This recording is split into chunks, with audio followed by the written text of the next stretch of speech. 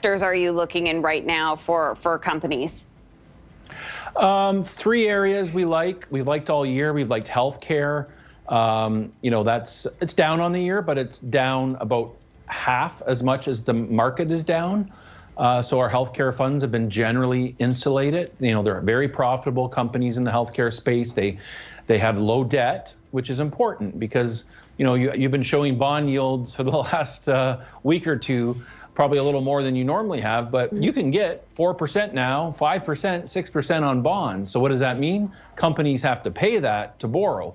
So it costs more to borrow. So if you have a company, like a lot of healthcare companies have low levels of debt, that's a tailwind because they don't have that high level of interest costs facing them. And typically healthcare companies are dividend payers, dividend growers. So that's one sector. We do like pipelines.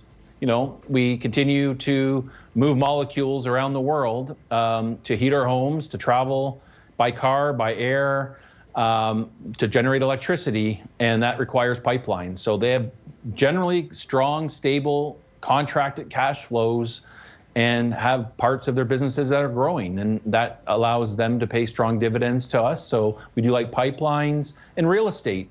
Within real estate, we're sector specific, but we do like apartments and industrial REITs that have pricing power right now that are actually still able to increase rents to offset inflationary forces.